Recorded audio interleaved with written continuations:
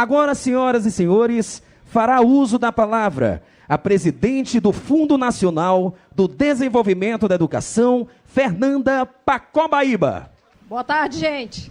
Gostaria de iniciar cumprimentando o nosso ministro Camilo Santana, patrocinador dessa festa, nosso governador Elmano, nosso prefeito de Fortaleza, Evandro Leitão, e nosso comandante da aeronáutica, dono da casa, da nossa base aérea de Fortaleza. Em nome dos senhores, eu cumprimento todos aqui presentes.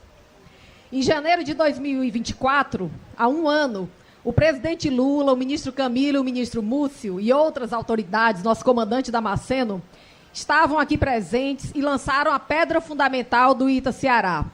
Foi também ano passado que relembramos os 70 anos da morte trágica do presidente Getúlio Vargas. Este estadista singular, cheio de contradições, foi o criador da Petrobras, da Companhia Siderúrgica Nacional, da Companhia Vale do Rio Doce, da CAPES, do CNPq, do BNDES, do Banco do Nordeste, e foi o primeiro líder político do Brasil que buscou se legitimar pelo povo. E o que é que une esses dois presidentes, o presidente Lula e o presidente Vargas? Nós estamos aqui na base aérea de Fortaleza celebrando um convênio entre o Ministério da Educação e o governo do estado do Ceará com investimentos superiores a 100 milhões de reais, que visa a recuperar e reconstruir esta linda e histórica estrutura.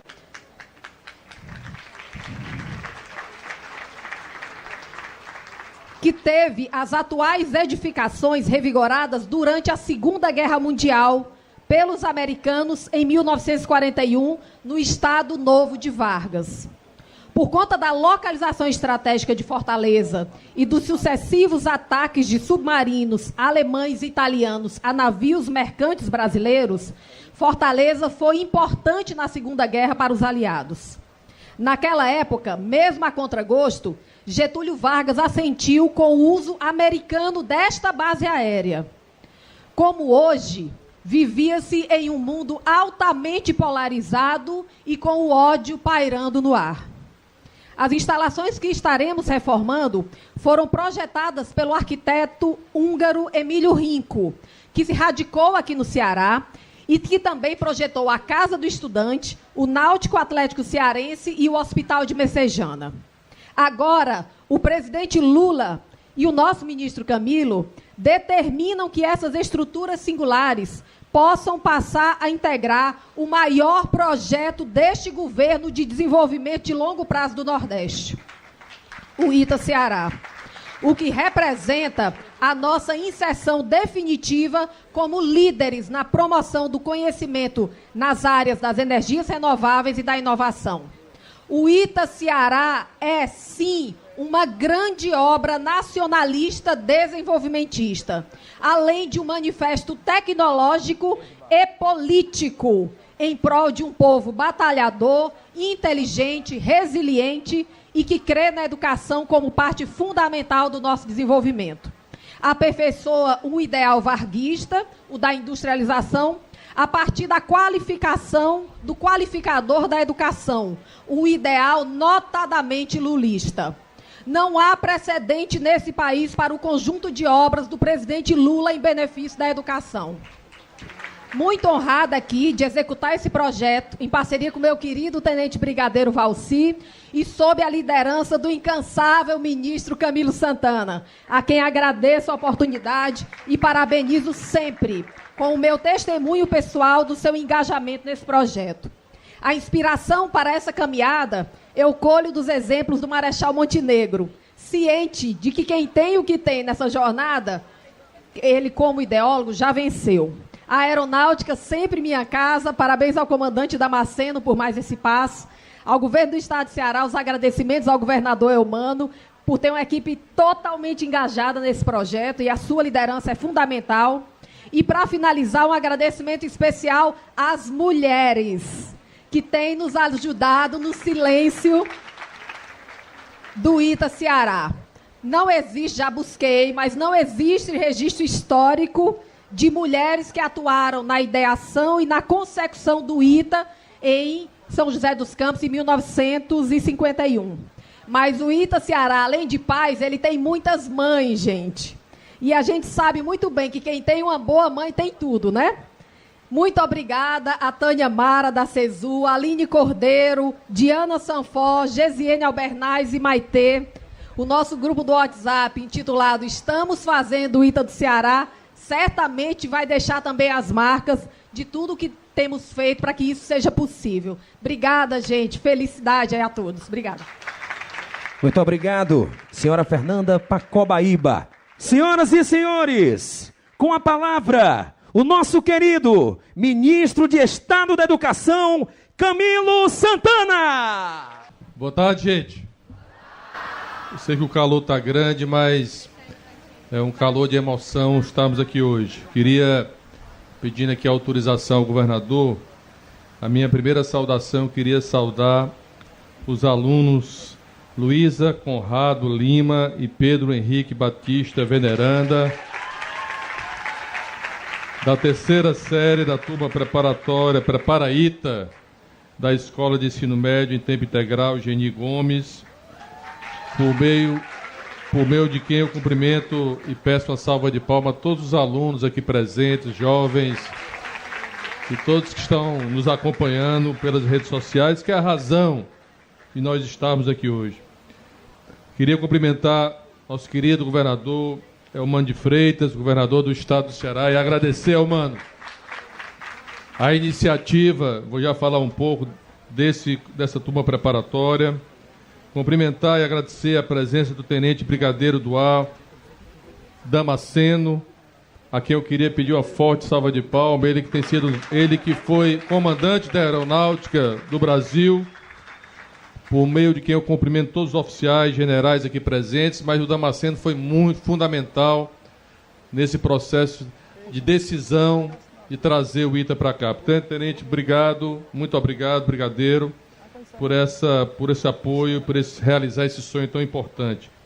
Cumprimentar aqui a todos os deputados estaduais, em nome do deputado Romeu Aldigueri, presidente da Assembleia, deputado Jaci Diniz, deputado Emília Pessoa, deputado Guilherme Landim, deputado Guilherme Sampaio, Jô Farias, Juliana Lucena, Marta Gonçalves, Nísio Costa, Sérgio Aguiar e Stuart Castro.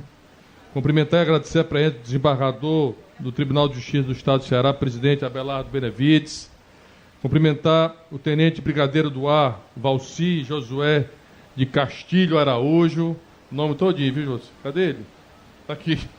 Pedir uma salva de palmas também para o Valci, que foi fundamental. Cumprimentar o general de divisão Cristiano Pinto Sampaio, comandante da 10ª Região Militar aqui do estado do Ceará. Cumprimentar os deputados federais, Zé Guimarães, líder do governo na Câmara dos Deputados. E queria, Guimarães, agradecer todo o seu papel e seu trabalho em defesa do Ceará. Cumprimentando também a deputada Fernanda Pessoa, deputado Leônidas Cristino, deputado Mauro Benevides, deputado Roberto Monteiro e deputado Edivon Alencar. Cumprimentar nosso querido prefeito eleito de Fortaleza, Evandro Leitão, aqui presente, e a nossa vice, Gabriela Aguiar. Cumprimentar a nossa secretária de Estado da Educação, Eliana Estrela. Em nome dela, eu queria pedir uma salva de palmas a todos os professores e professoras do Ceará.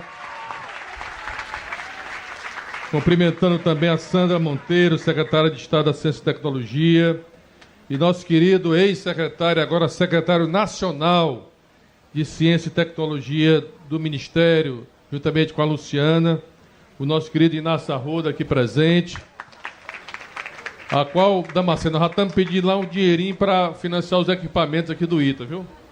Por isso que eu tenho que elogiar muito ele. Vou cumprimentar os reitores, o reitor Antônio Guilherme Lorenzi, do Instituto Tecnológico de Aeronáutica ITA, cadê ele aqui? Levanta aí para o pessoal lhe conhecer, esse é o reitor do ITA aqui nos prestigiando. Da mesma forma, cumprimentar a nossa reitora da UVA, o reitor da Unilab, o reitor do Instituto Federal do Ceará. Cumprimentar a nossa querida, ela já está sendo chamada de Fernandita Pacobaíta, a Fernanda Pacobaíba, que divide comigo lá a presidência do FNDE, que teve sempre o seu braço aqui na luta por esse ITA. Cumprimentar o presidente da Câmara, vereador Léo Couto, em seu nome todos os vereadores e vereadoras aqui de Fortaleza. Cumprimentar o coronel aviador Tony Gleidson Barbosa Costa, diretor interino do núcleo do Campus Ita em Fortaleza. Cadê ele? Se levanta aí para todo mundo. Esse aqui é o diretor interino do nosso campus aqui do Ita. Olha como o negócio é para valer, que já tem diretor, viu? Cumprimentar também aqui o nosso querido presidente da Federação das Indústrias do Estado do Ceará, Ricardo Cavalcante, que inclusive assinou já um protocolo de intenções ou já um protocolo de efetivação? Para não ficar só na intenção, né, Ricardo? De fazer, mas a Federação das Indústrias vai investir aqui na construção de um bloco, de um laboratório para a indústria aqui, importante para o Ita. E cumprimentar nós convidamos eles para o palco, porque eles fazem parte dessa história. Eu queria cumprimentar o Thales Sá Cavalcante, diretor superintendente do Farias Brito, e o Otto Sá Cavalcante, diretor do Colégio Ari de Sá, porque, por dois motivos. Uma das razões que o Ceará foi escolhido, além do nosso querido Marechal Montenegro, que foi o fundador do Ita do Ceará, do Ita, que era cearense, mas o Ceará foi escolhido porque a grande maioria dos alunos que passam todo ano no Ita, ou que passam no Ita, ou são cearenses, ou se preparam aqui no Ceará. E esses dois colégios têm uma participação histórica importante para que esses alunos possam se ingressar ao Ita. Portanto, eu queria aqui pedir uma salva de palmas a todos os alunos que integram o Ita e esses dois presidentes aqui presentes. E o outro motivo é parabenizando o governador e a eles, porque o governador tomou uma decisão importante, que foi criar o Prepara Ita, que são cursinhos preparatórios de aluno de escolas estaduais, escola pública, e aí tem a parceria do Ari de Sá e do Farias Brito, para que a gente possa garantir que nesse Ita aqui do Ceará, nós vamos ter muitos alunos de escola pública do Ceará sendo engenheiros aqui do Ita. Eu não tenho dúvida disso. Então, gente, nós estamos aqui hoje. Primeiro, queria agradecer a Deus. Segundo, agradecer e trazer aqui um abraço fraterno dele, que é o maior presidente da história desse país, Luiz Inácio Lula da Silva, que é o grande responsável por essa decisão de trazer o Ita aqui para o Ceará e para o Nordeste brasileiro. Mas nós estamos aqui hoje para assinarmos o convênio com o governador Eumano da segunda etapa do Ita Ceará. Veja bem, em aproximadamente um ano, que em janeiro do ano passado nós estávamos aqui, o presidente estava aqui, lançando a pedra fundamental do Ita. E em um ano, nós já licitamos a primeira etapa, 71 milhões, que é essa etapa que vocês já estão vendo aqui, iniciada, dada a ordem de serviço em setembro de 2024. Aqui desse lado direito, aqui, vai ser os blocos da engenharia, que são laboratórios, sala de aula, para funcionar o curso.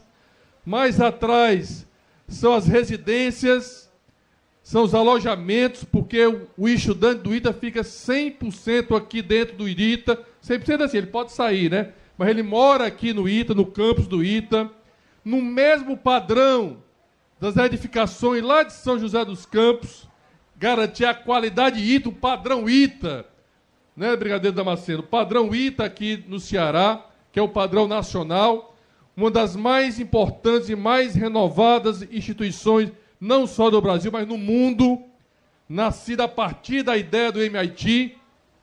Portanto, 71 milhões já está em obra. E hoje, conversando com a construtora, a previsão é que essa obra possa ser entregue em março do ano que vem, de 2026, esses blocos estarem prontos. E aí, já nos adiantamos para a segunda etapa.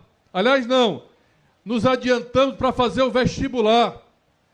O vestibular da nova turma do Ita foi feita no final de 2024, a turma vai começar lá em São José dos Campos, esses 2 primeiros anos, até que essa obra fique pronta e eles possam concluir a finalização do curso deles aqui no Ceará, aqui em Fortaleza. E hoje estamos aqui, repito, um convênio de mais 104 milhões de reais, já 20 milhões empenhados ainda no ano passado, para que o governo do Ceará possa reformar todas essas instalações belíssimas da base aérea, que vão tanto a parte elétrica, hidráulica, a parte de telhado, de piso, enfim, deixar grande parte, como também a urbanização do entorno, com um padrão de excelência ITA para o novo campus. E aí os alunos retornarão aqui em 2027, vamos fazer essa inauguração, Elmano, ainda no final de 2026, para que os alunos possam entrar aqui no novo campus ITA Brasil, ITA Ceará, ITA Nordeste, a partir de 2027. Portanto, eu quero aqui agradecer a todos que têm dado a sua contribuição para esse projeto ousado, esse projeto que é um sonho, e eu não tenho dúvida que é um projeto que vai mudar a história do Ceará. O Estado que hoje é reconhecido pela educação, será também reconhecido pela excelência da educação superior, com esse grande campus do ITA aqui instalado em Fortaleza. Agradecer ao prefeito Evandro, porque é importante dizer isso também para que as pessoas saibam também disso. Nós estamos com dificuldade de tirar a licença para a construção dessa obra. Portanto, foi agora, nos primeiros dias que o Evandro assumiu a prefeitura, que a licença para essa obra foi tirada pela Prefeitura de Fortaleza para garantir algo. Portanto, Evandro, obrigado por essa visão importante, republicana, da importância de um equipamento como esse para Fortaleza e para o Ceará. Eu até brincava com o governador, dizendo que eu sou muito grato ao presidente Lula pela oportunidade de ser ministro da Educação do Brasil. E se eu fizesse apenas isso, apenas esse projeto aqui do ITA para o Ceará, para mim já era um grande feito para o meu Estado. Mas vai muito além disso que o presidente Lula tem feito pela educação. Aqui no Ceará, nós estamos trazendo 6 novos institutos federais para os jovens alunos cearenses. Estamos trazendo mais 2 universidades federais, cursos novos de medicina.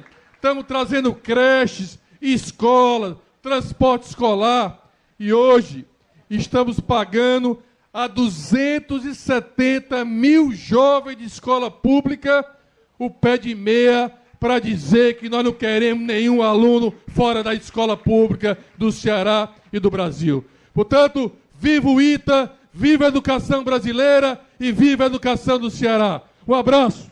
Ministro, sobre essa política que envolve os selos, como vocês pretendem engajar essas empresas? A longo prazo, vocês pretendem propor algum benefício fiscal, por exemplo? Olha, a gente não descarta que a gente possa cada vez mais estimular o selo verde e, sobretudo, prestigiar aquelas empresas que têm atuado de maneira permanente na agenda da transição energética e na sustentabilidade. Nesse momento é um trabalho de participação coletiva, ou seja, um trabalho de sensibilização que nós estamos fazendo com essas empresas, tanto do setor da aviação, portuário, hidroviário, e elas mesmas entendem que é fundamental que cada vez mais elas possam se preparar para poder avançar na agenda da sustentabilidade brasileira e internacional.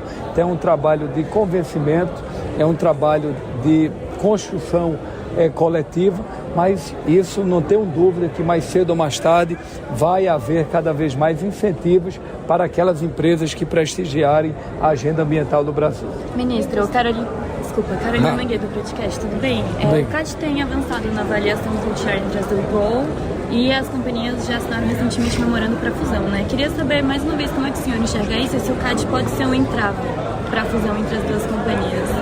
Olha, nós primeiro temos que respeitar o papel institucional do CAD. a decisão que o CAD tomar, naturalmente nós vamos seguir.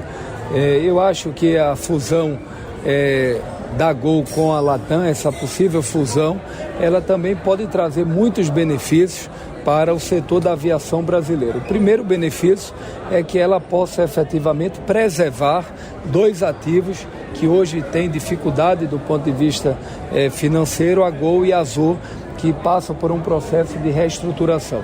Segundo, nós estamos falando em preservar mais de 35 mil empregos diretos, fora os empregos indiretos que essas companhias aéreas geram no Brasil.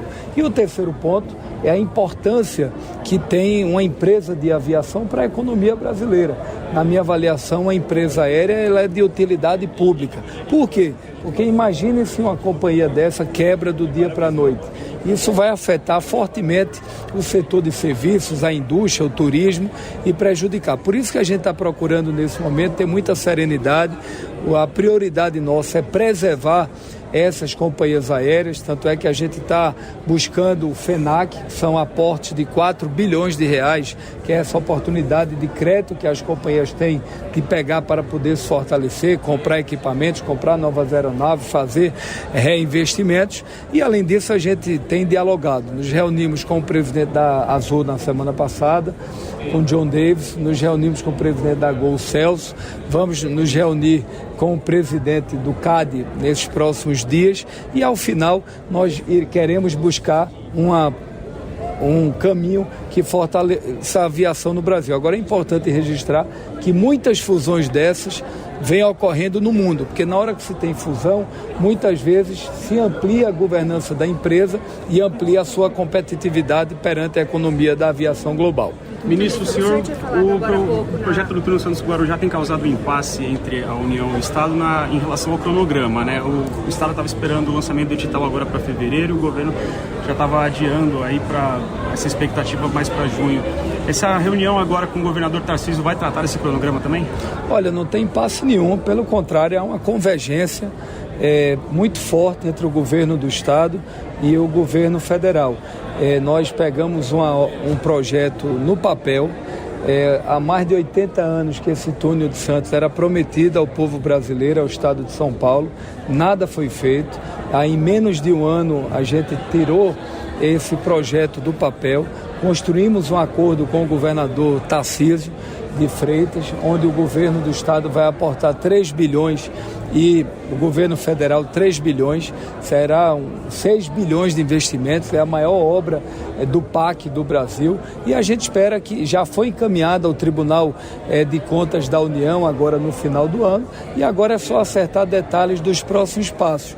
A gente espera que o TCU nesses próximos 180 dias possa autorizar o processo licitatório e a gente vai combinar com o governador a formatação que o caminho natural é que a licitação seja feita pelo Ministério de Portos e Aeroportos ao lado da ANTAC e que ao final a gente entregue isso ao povo de São Paulo e ao povo do Brasil. Licitação para o ano que vem, para esse ano? A gente está trabalhando para botar o edital na rua esse ano ainda. É a nossa previsão, possivelmente entre setembro e outubro. A gente quer acelerar, mas temos que respeitar o Tribunal de Contas e todo o trâmite legal que a gente tem que cumprir.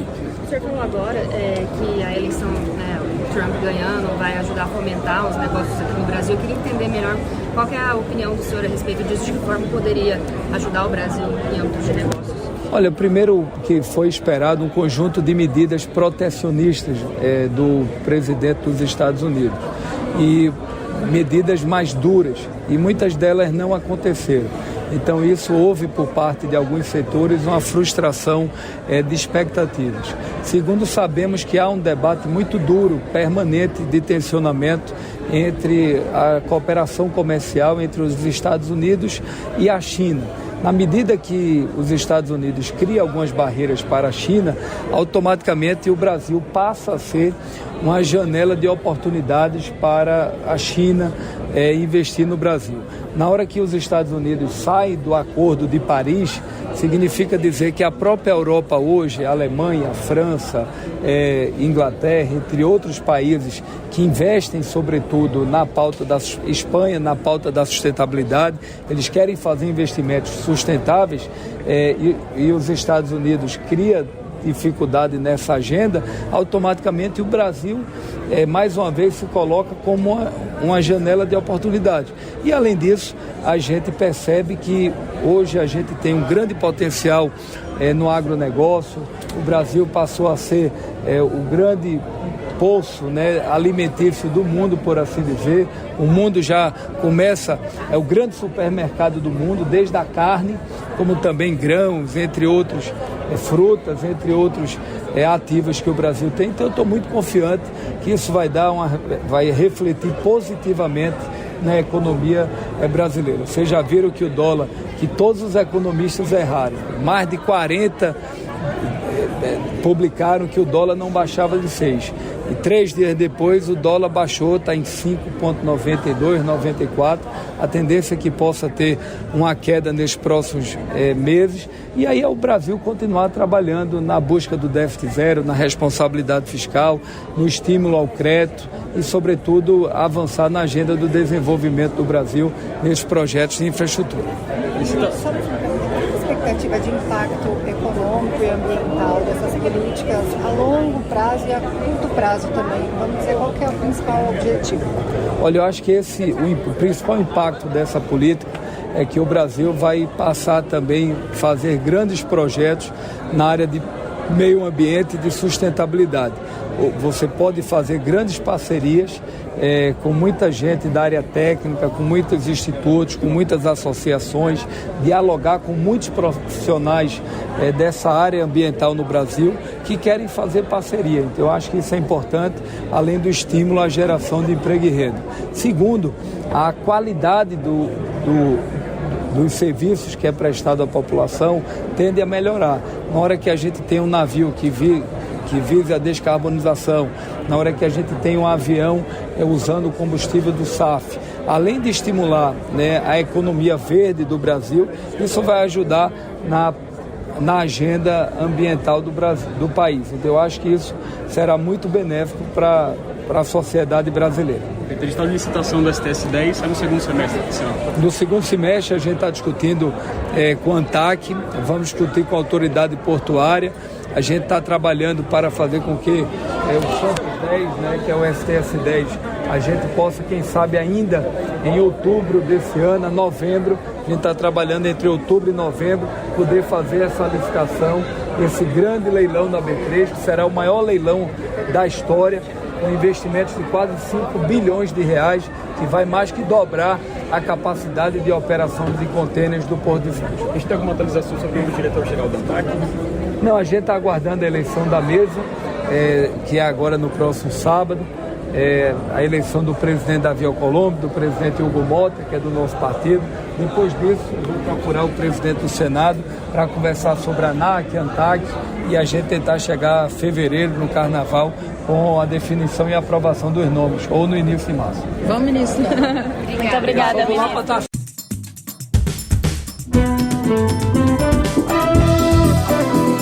Está no ar o Jornal do Senado. Eu sou Ricardo Nacaoca e estes são os destaques de hoje do Jornal do Senado que começa agora. O presidente do Senado cobra respeito à dignidade de brasileiros deportados dos Estados Unidos. Comissão pode analisar regulamentação das apostas online.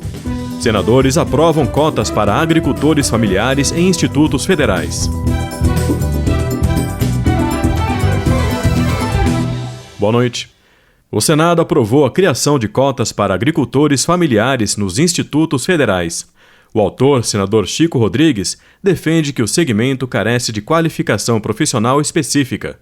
O texto será analisado pela Câmara dos Deputados. Repórter Marcela Cunha. O projeto autoriza a criação de ações afirmativas, como cotas, para pessoas ligadas à agricultura familiar em institutos federais de educação, ciência e tecnologia. O autor, senador Chico Rodrigues, do PSB de Roraima, lembrou que a agricultura familiar é base da economia de 90% dos municípios brasileiros, com até 20 milhões de habitantes, e defendeu que é preciso investir na qualificação dos produtores responsáveis por garantir boa parte da segurança alimentar do país. Essa economia produzida a partir dos pequenos núcleos familiares rurais dá, acima de tudo, dignidade e sustentabilidade, porque em qualquer município brasileiro que você se dirija, você vai ver exatamente essa população ordenada em associações ou cooperativas ou sindicatos, fazendo um trabalho que leva a comida à mesa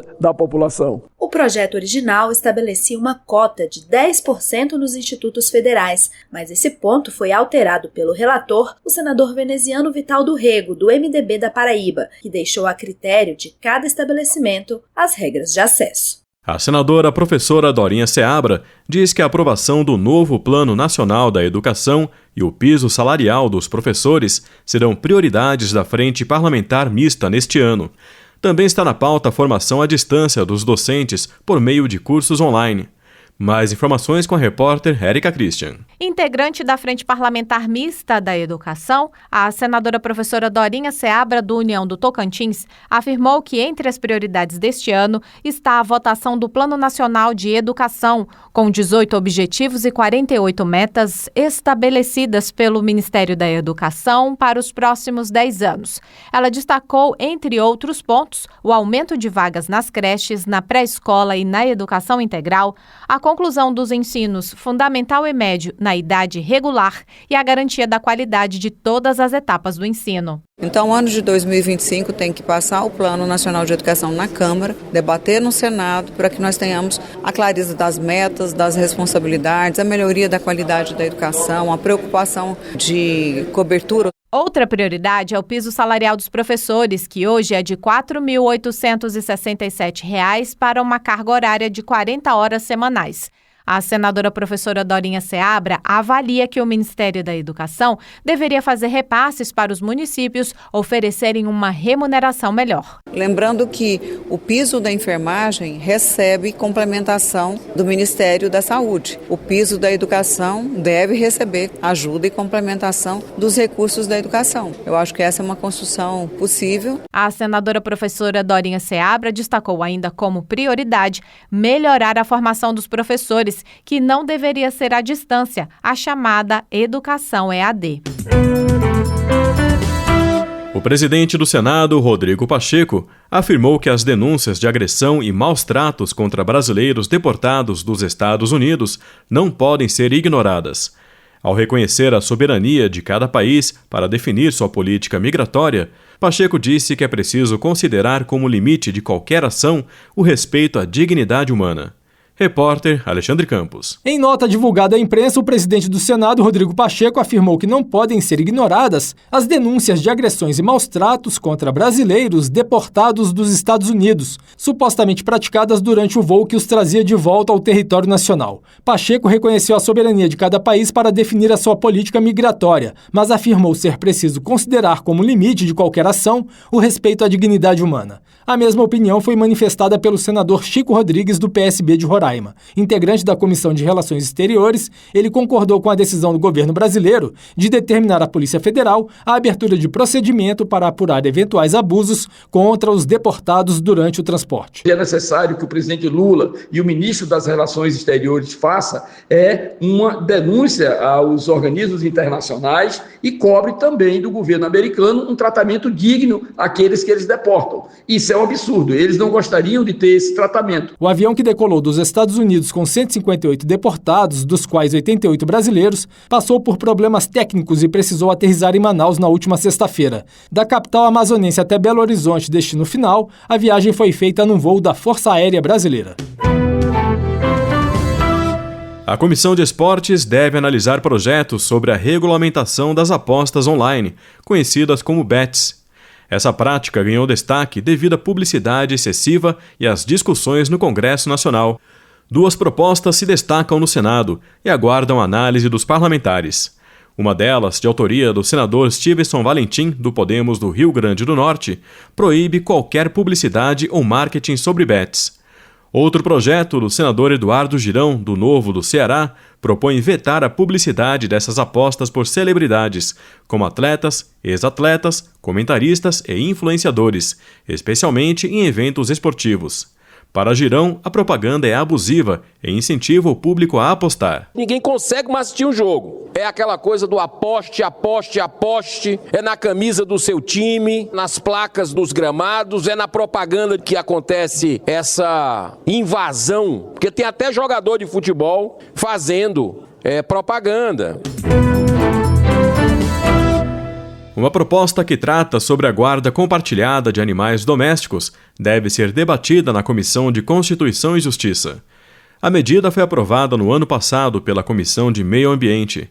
Os detalhes com o repórter César Mendes. A proposta que regulamenta a guarda compartilhada de animais domésticos foi aprovada na Comissão de Meio Ambiente e aguarda votação na Comissão de Constituição e Justiça. O texto prevê que, em caso de separação dos tutores, cabe ao juiz de família determinar o compartilhamento da custódia e das despesas de manutenção dos animais. Para a relatora na CMA, senadora Damares Alves, do Republicanos do Distrito Federal, o projeto vai facilitar o trabalho dos juízes. Eu acredito que os magistrados lá na ponta vão pular de alegria, porque não tem sido fácil decidir sem uma lei específica que esteja regulamentando. O autor da matéria, senador Jaime Campos, do União de Mato Grosso, destacou que o Brasil é o terceiro país com mais animais de estimação domésticos do mundo.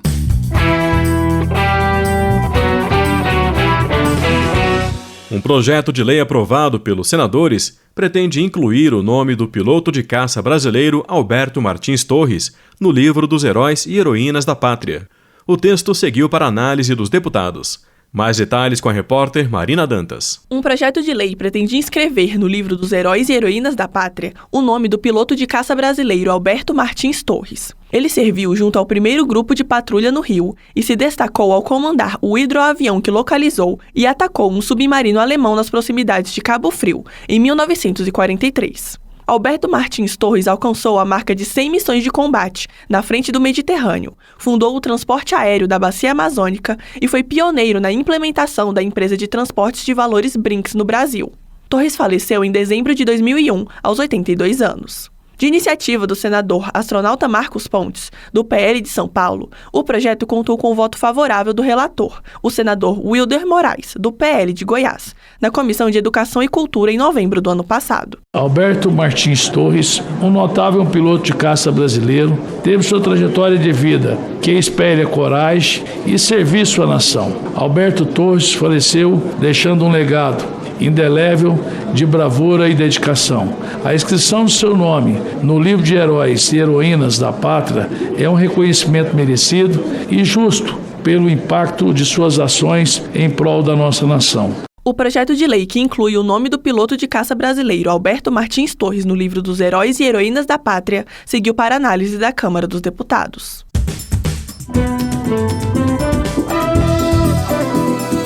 Com trabalhos técnicos de João Lira, o Jornal do Senado fica por aqui. Acompanhe agora as notícias da Câmara dos Deputados. Boa noite.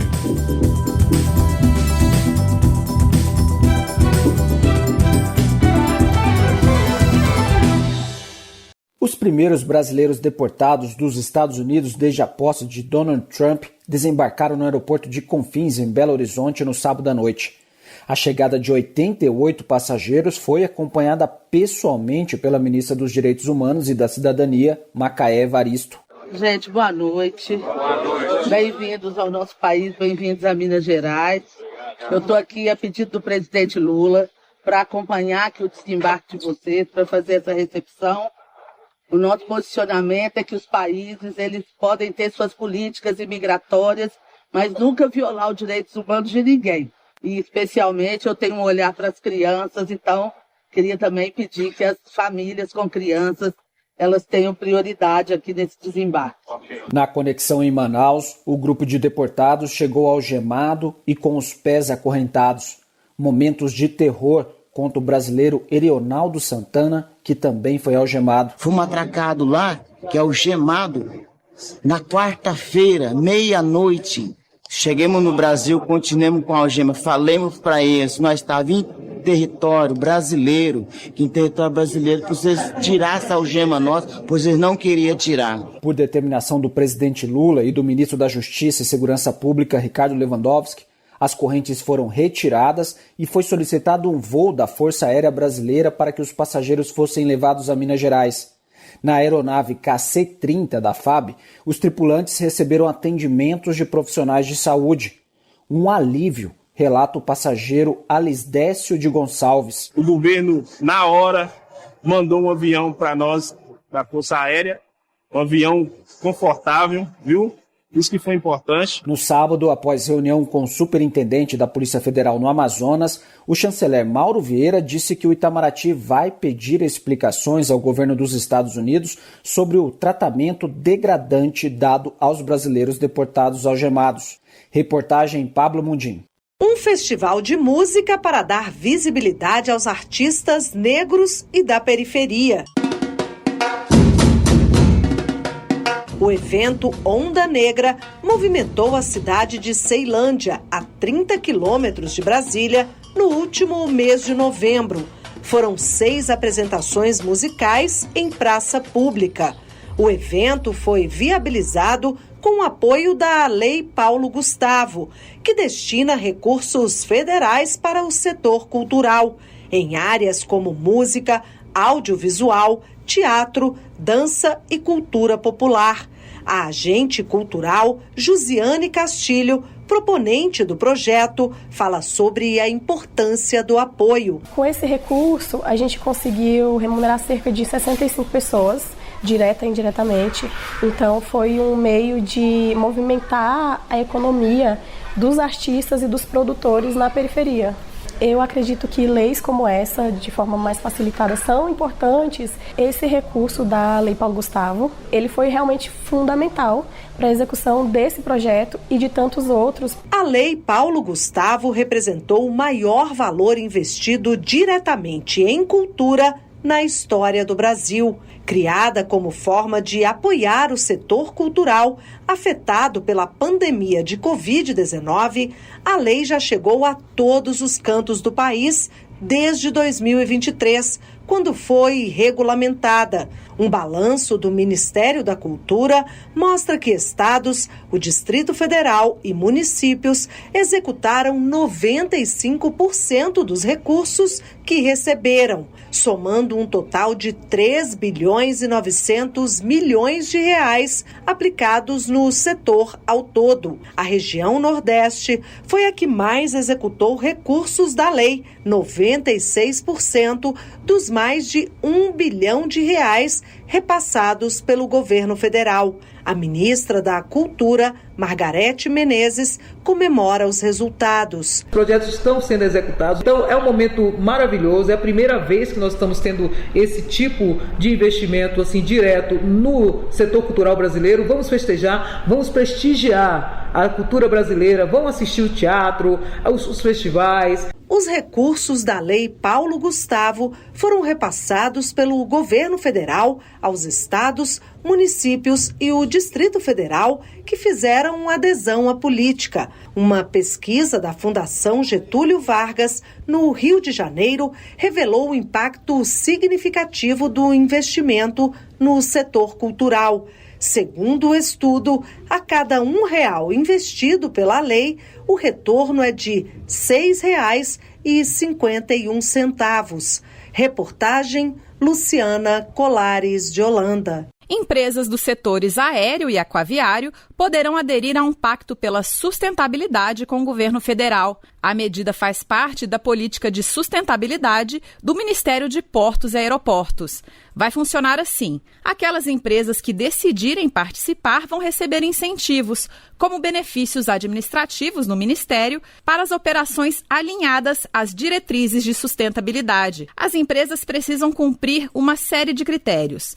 Entre eles estão: estar em dia com as obrigações trabalhistas, não ter histórico de denúncias comprovadas de trabalho forçado, infantil, assédio ou discriminação. O pacto vai reconhecer as práticas ambientais, sociais e de governança das empresas por meio do selo de sustentabilidade. As categorias são bronze, prata, ouro e diamante. A entrega dos selos está prevista para novembro em Belém do Pará, durante a COP30, Conferência das Nações Unidas sobre Mudanças Climáticas de 2025. O ministro de Portos e Aeroportos, Silvio Costa Filho, falou sobre o impacto que a política de sustentabilidade do Ministério pode ter nos próximos anos. O Brasil vai passar também a fazer grandes projetos na área de meio ambiente e de sustentabilidade. Você pode fazer grandes parcerias com muita gente da área técnica, com muitos institutos, com muitas associações, dialogar com muitos profissionais dessa área ambiental no Brasil que querem fazer parceria. Então, eu acho que isso é importante, além do estímulo à geração de emprego e renda. A agenda do Ministério de Portos e Aeroportos para 2025 também faz parte da política de sustentabilidade e vai incluir projetos, estudos e possíveis alterações regulatórias. Estão previstos eventos e cooperações, como um memorando de entendimento com a China. A ideia é que o Brasil seja o principal fornecedor de combustível sustentável para aviões chineses. Está prevista também a atualização do Plano de Ação para a Redução das Emissões da Aviação Civil Brasileira. Outro ponto será a eletrificação de portos e convênios internacionais para pesquisa e produção de combustível limpo de aviões. Reportagem Lorena Pacheco. O defesa é um período em que os peixes estão se reproduzindo e, por isso, a pesca fica suspensa. E para garantir renda aos pescadores artesanais, o governo federal paga a eles um seguro até que a pesca seja liberada. Mas para requerer o benefício, desde setembro do ano passado, os pescadores profissionais precisam registrar a biometria, ou seja, o cadastro digital. E somente neste início de ano, mais de 378 mil trabalhadores já tiveram os benefícios analisados e concluídos de forma automática com esse cadastro biométrico. Eles fizeram os requerimentos entre setembro e dezembro do ano passado. Jair Souza, pescador do município de Coaraí, no Amazonas, fala da importância do seguro-defeso na sua atividade. Para mim é muito importante, porque ele chega numa boa época, né, na época da desova do peixe, e que a gente, através desse dinheiro, a gente consegue comprar alguns materiais para que, quando o peixe é liberado, termina o defeso, a gente já consegue pescar com novo material. E para mim é muito aproveitoso, né? E o pescador que zela pela sua profissão, ele aproveita essa oportunidade do dinheiro, né? Após a obrigatoriedade da biometria, mais de 670 mil pescadores já pediram o auxílio em todo o país. Desse total, em 625 mil, a biometria foi localizada, ou seja, cerca de 35 mil não tem o cadastro da digital. A biometria deve estar cadastrada em bases como a Carteira de Identidade Nacional, o Título de Eleitor ou a Carteira Nacional de Habilitação. O secretário executivo do Ministério da Pesca e Aquicultura, Édipo Araújo, explica de que forma os pescadores podem requerer o benefício. De duas maneiras, o pescador de forma individual ou ele representado por uma entidade de classe, seja uma colônia ou uma associação. São 3 diferentes canais que esse pescador ele pode acessar o seguro, né? Por meio do telefone, discando 135, e por meio também do canal do aplicativo Meu INSS e também pelo sítio eletrônico do INSS. Os pescadores que ainda não possuem o registro biométrico têm 120 dias após a entrega do requerimento para regularizar a situação. E para quem ainda não se cadastrou, o prazo foi prorrogado até 31 de março. Reportagem Cleide Lopes. O complexo de biorrefinarias é a primeira unidade industrial brasileira dedicada a produzir etanol de forma mais limpa e com menos impacto no clima. Durante o evento de inauguração nesta segunda-feira, o vice-presidente e ministro do Desenvolvimento, Indústria, Comércio e Serviços, Geraldo Alckmin, destacou a importância do local para a transição energética do país. Um investimento duplamente importante, uma indústria que já começa a operar produzindo etanol de baixo carbono e, de outro lado, anunciando um novo investimento de produção de biometano e de metanol, além de CO2 biogênico. Então é um complexo industrial aqui de grande significado. O complexo tem capacidade para produzir 600 metros cúbicos de etanol de baixo carbono por dia. Para se ter uma ideia, essa quantidade é suficiente para encher 15 caminhões-tanque. O projeto contará com um investimento total de R$1,5 bilhão ao longo dos próximos 4 anos. Durante as fases de construção e operação, a biorefinaria deverá gerar 510 empregos diretos e mais de 1.200 indiretos, o que, segundo o ministro dos Transportes, Renan Filho, vai impulsionar a economia local. Essa planta de etanol pode ser correspondente a uma produção semelhante a 10 milhões de toneladas de cana. Isso é muito significativo do ponto de vista econômico, do ponto de vista de geração de riqueza para o nosso Estado. E quando a gente gera riqueza, mas riqueza limpa, moderna, com ciência, com tecnologia, com inovação, isso se converte em ganhos ainda maiores. Além da produção de etanol de baixo carbono, o complexo também deve abarcar futuramente a geração de biogás e biofertilizantes a partir de resíduos agroindustriais. A expectativa é que o local se torne uma referência em tecnologias limpas e sustentáveis, contribuindo para a redução da dependência de combustíveis fósseis e consolidando Alagoas como um polo estratégico na cadeia de biocombustíveis do Brasil. Reportagem Caroline Blaut. Foram 3 anos de preparação intensa até a aprovação. Agora, o estudante Felipe Alves, de 21 anos, morador de Brasília, começa a escrever um novo capítulo na sua história.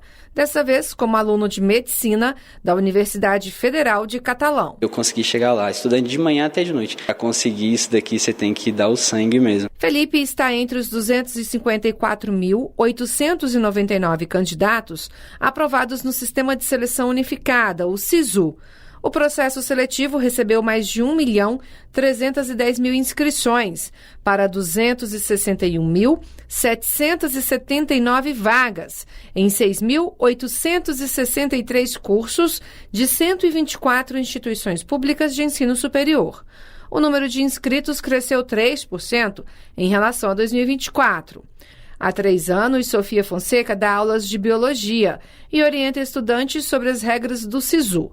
Um caminho que, segundo ela, ampliou as possibilidades para os estudantes. É um modelo muito democrático e ele consegue ter muitas escolhas com uma só prova e abrir muitas portas. Esta edição do SISU também ficou marcada pelo Pé de Meia Licenciaturas, incentivo financeiro para estudantes que optarem por cursos que formam professores. Foram mais de 1.100.000 inscrições, um aumento de 23% em comparação com o ano passado. O Pé de Meia Licenciaturas vai pagar uma bolsa mensal no valor de R$ 1.050 para os estudantes aprovados em cursos presenciais de licenciatura.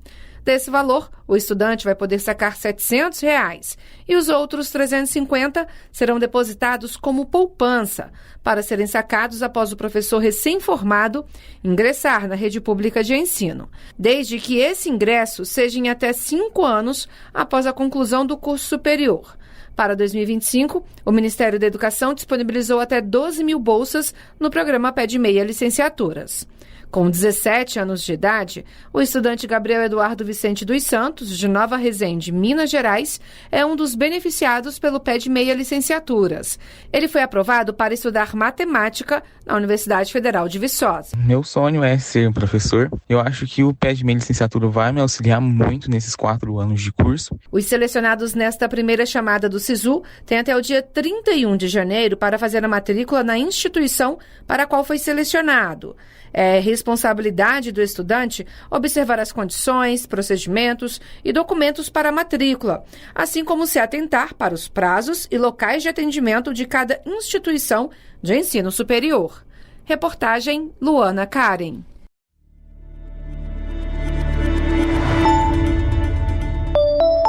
Olá, eu sou Léo Gomes e você está ouvindo o Boletim MEC.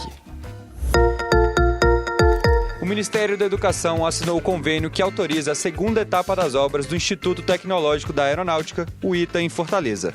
O acordo firmado nesta segunda-feira, 27 de janeiro, prevê um investimento de aproximadamente R$104 milhões no novo espaço.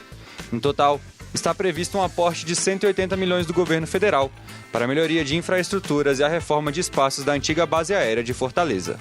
O ministro da Educação, Camilo Santana, informou quais passos já foram tomados desde que o projeto foi aprovado. Em aproximadamente um ano, em janeiro do ano passado, nós estávamos aqui, o presidente estava aqui, lançando a pedra fundamental do ITA. E em um ano, nós já licitamos a primeira etapa, 71 milhões. Estamos aqui, repito, convênio de mais 104 milhões de reais, já 20 milhões empenhados ainda no ano passado, para que o governo do Ceará possa reformar todas essas instalações belíssimas da base aérea. Ao final das obras, com a conclusão prevista para dezembro de 2026, o campus contará com 2 blocos de 3 pavimentos, um destinado para o alojamento dos alunos e o outro para os cursos de engenharia. Serão 40 quartos com sala de estar, 14 laboratórios didáticos, 8 salas de aula e uma biblioteca, entre outras estruturas. Durante a fala, o ministro também informou que já foi realizado o processo seletivo para a primeira turma que utilizará as instalações do ITA Ceará. Nos adiantando para fazer o vestibular. O vestibular da nova turma do ITA foi feita no final de 2024. A turma vai começar lá em São José dos Campos, esses 2 primeiros anos, até que essa obra fique pronta e eles possam concluir a finalização do curso deles aqui no Ceará. O campus avançado em Fortaleza receberá 2 cursos inovadores, sendo eles Engenharia das Energias Renováveis e Engenharia de Sistemas. A localização do campus é estratégica, tendo em vista que o Ceará é o maior produtor nacional de energias renováveis, despontando no desenvolvimento do hidrogênio verde.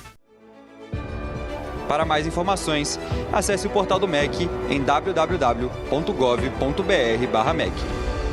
Ministério da Educação, Brasil, União e Reconstrução, Governo Federal.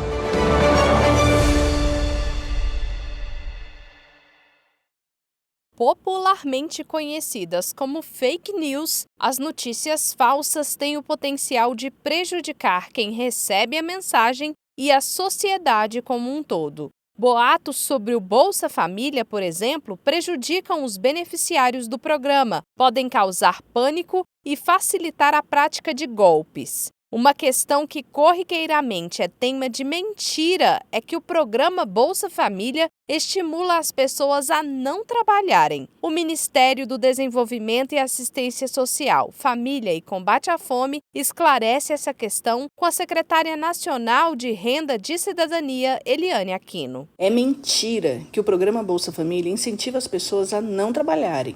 Pelo contrário, o programa Bolsa Família conta com a regra de proteção, que permite aos beneficiários assinarem a carteira de trabalho ou empreenderem sem que percam benefício. As famílias que aumentarem a renda por pessoa acima de R$ 218 até meio salário mínimo per capita, ou seja, por pessoa, continuam recebendo 50% do valor do benefício do Bolsa Família por um período de até 2 anos. Estudos da Fundação Getúlio Vargas, FGV, aponta que das mais de 3,4 milhões de contratações realizadas entre janeiro de 2023 e setembro de 2024, 91,49% foram para inscritos do Cadastro Único. Isso significa que é um equivalente a cerca de 3,1 milhões das vagas ocupadas em nosso país. E 71,11%, ou aproximadamente 2,4 milhões, foram para os beneficiários do programa Bolsa Família. O Bolsa Família beneficia cerca de 53.800.000 pessoas no Brasil. Boa parte do público beneficiado pelo Bolsa Família não está em idade de trabalhar, ou seja, são crianças, adolescentes e idosos. O MDS recomenda que antes de compartilhar uma notícia, as pessoas chequem as informações nos canais oficiais do Ministério, como o site gov.br/MDS ou pelas redes sociais, como o Instagram e o X, no @MDSGovBR. Também há o facebook.com/Mindesenvolvimento Social. A ouvidoria do MDS também pode ajudar. Basta ligar no número de telefone 121. Reportagem Érica Braz. Em nota, o presidente Lula destacou o Dia Internacional em Memória das Vítimas do Holocausto, celebrado nesta segunda-feira, 27 de janeiro. A nota lembra que há exatos 80 anos, o campo de concentração de Auschwitz foi libertado, local que foi o palco de uma brutalidade indescritível, nas palavras de Lula, onde pereceram 1 milhão dos 6 milhões de judeus que perderam a vida sob o regime nazista de Hitler. De acordo com o presidente, recordar os horrores desse período não é apenas um ato de memória, mas também um gesto de compromisso com a humanidade diante dos perigos do extremismo que ressurge nos dias de hoje. Lula afirma ainda que, como presidente do Brasil, renova o compromisso com a luta contra o antissemitismo e contra todas as formas de discriminação. Com supervisão de Ana Gabriela Salles, da agência Rádio Gov, em Brasília, Estefânia Lima.